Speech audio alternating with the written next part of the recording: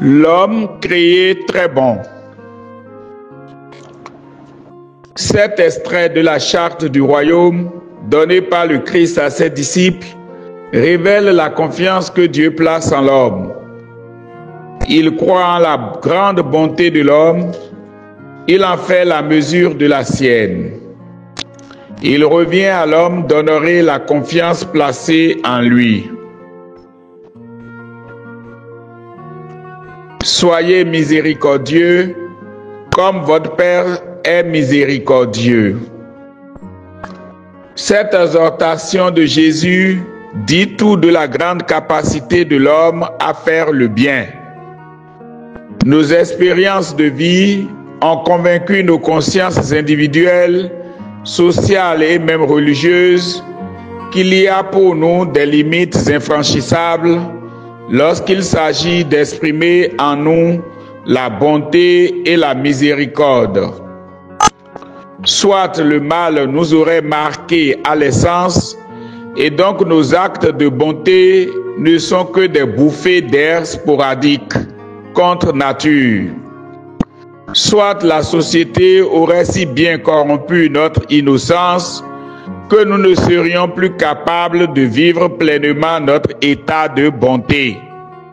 Or, ici, le Christ, en plaçant la miséricorde divine comme l'idéal à atteindre par celle humaine, redit par là toute la ressemblance divine dont l'homme est revêtu.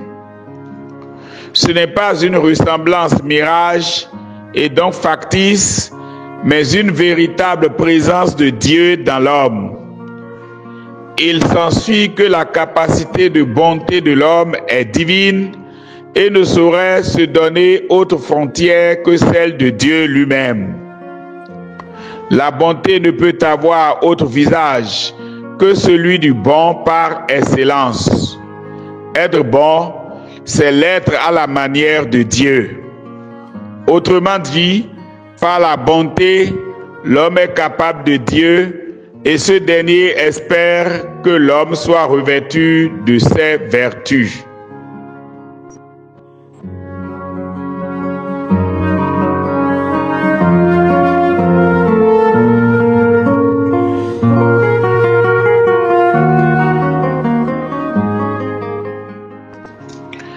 La mesure dont vous vous servez pour les autres servira aussi de mesure pour vous.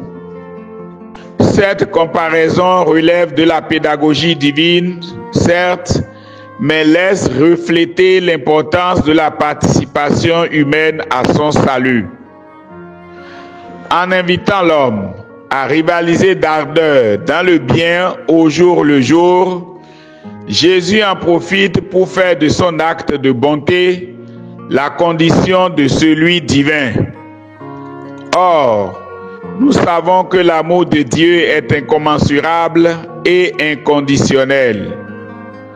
Pour comprendre l'exhortation de Jésus, il faut admettre que Dieu habite en l'homme.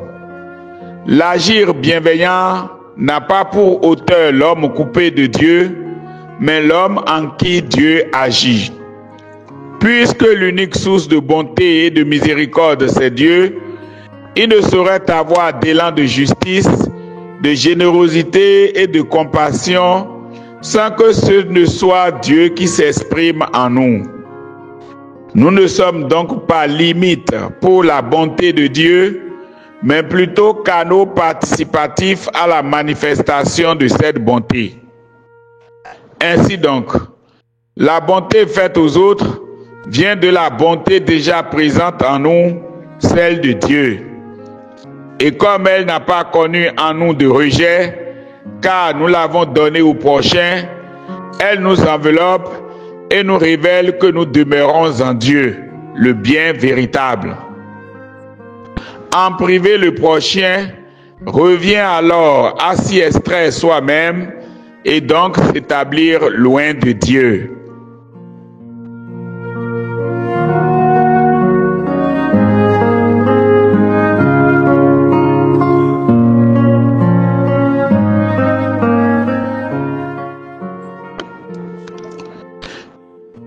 De ces deux assertions, à savoir l'homme capable de bien à la mesure même de Dieu et l'homme en mesure de la bonté divine, il s'ensuit que faire le bien par peur de la condamnation et de l'enfer est loin d'exprimer une perfection chrétienne.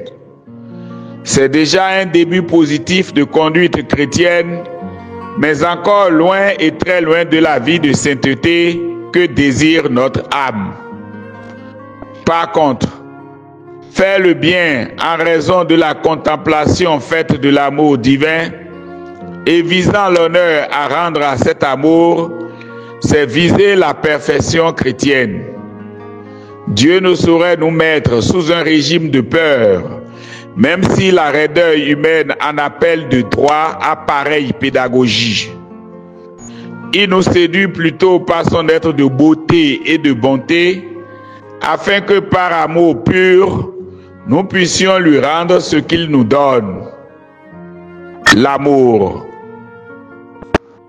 Saint Joseph, notre ami, s'est fait reflet permanent de l'amour divin en lui et s'est retrouvé donnant au Fils ce que lui-même a reçu du Père, l'amour. Le Seigneur soit avec vous.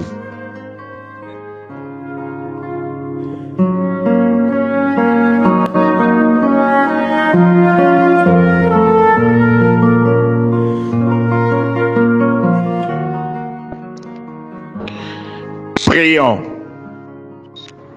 Saint Joseph, reflet de la bonté du Père, toi qui as veillé sur Jésus avec tendresse et amour, toi dont le cœur a su écouter et accomplir la volonté de Dieu, fais grandir en moi la douceur et la bienveillance.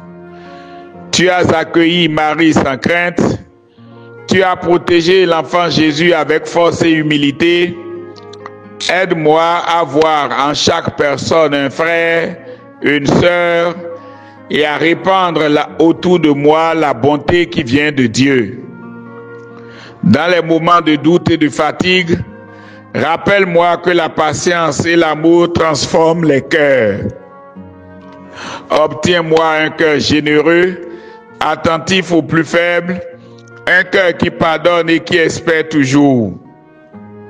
Saint Joseph, homme juste et fidèle, guide-moi sur le chemin du service et de la paix, afin que par ma vie, je puisse refléter à mon tour la bonté infinie de notre Père céleste.